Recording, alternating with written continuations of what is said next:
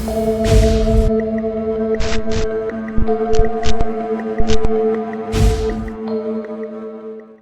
betrayals cut deeper than the blade, and some stories are not just tales, they are warnings.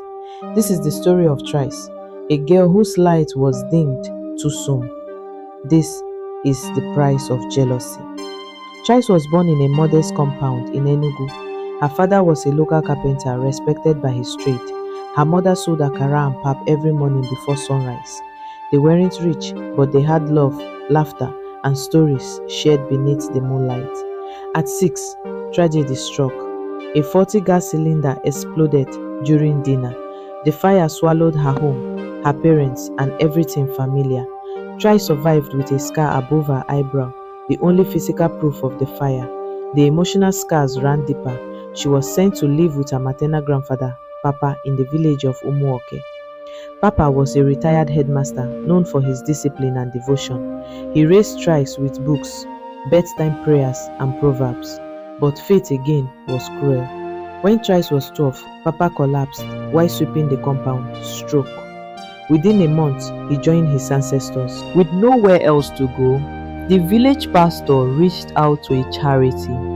Through connections, Trice was enrolled in Federal Girls College Owerri, a government-funded boarding school. There, she met Miracle, bubbly smart, the daughter of a commissioner and a woman who sat on several boards. Miracle's parents visited often, bringing food, clothes, and sometimes extra items for Miracle's friends. Trice was quiet, shy, and still grieving. Miracle took her in like a stray kitten. By the second term, Miracle's mother grew fond of Trice. "You are such a polite girl," she'd say. Eventually, she offered to take her in during the holidays. "You are like a second daughter." Trice began calling them uncle and auntie. Their home became hers. Back at school, Trice blossomed. She became a prefect. Her grades were the highest in their set. Teachers praised her. The principal commended her on assembly. She was selected to represent the school in national debates. Miracle watched. Slowly, jealousy crept in like smoke. At home, her mother now asked her, "Why can't you be more like Trice?" Her father laughed more at Trice's jokes. Her younger brother even confided in Trice. Miracle, once the golden child, felt replaced. By set 2, the bond had faded. Miracle became passive-aggressive. She stopped sharing her food. She whispered with new girls. She rolled her eyes when Trice answered questions in class.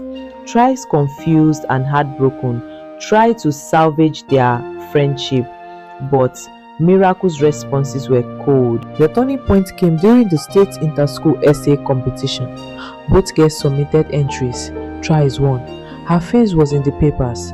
She was invited to Abuja for a youth conference. Miracle's mother praised Trice publicly. Miracle didn't speak to her for a month.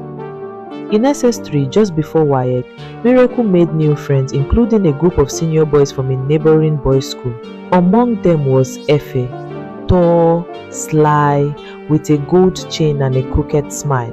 One night, during visiting day, Miracle invited Trice to a group hangout at an off-campus location.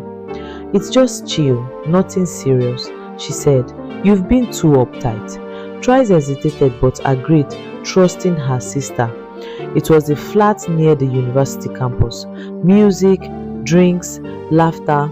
Something felt off. Trice didn't drink the coke handed to her, but Efe was persistent.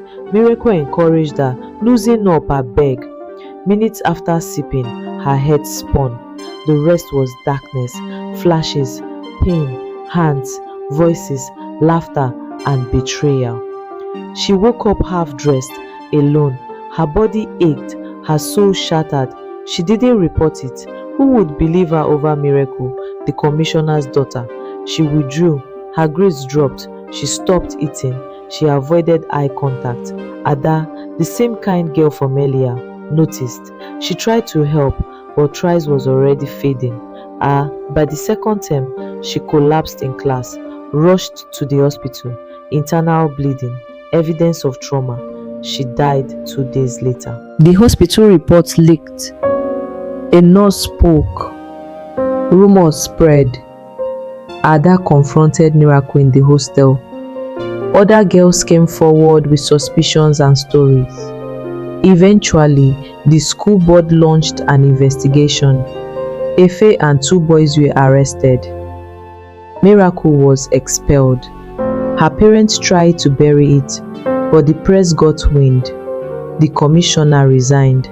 Trice's name became a movement, a hashtag, a foundation. Justice for Trice. A candlelight procession was held at the school gates. Trice's story inspired new laws around student protection. Safe zones were established in boarding schools. Her story was dramatized on NTA. Her journal, recovered from under her bunk, was published. The Girl with the Quiet Fire. Ada now runs a foundation that helps young girls speak up. She tells Trice's story in every school she visits.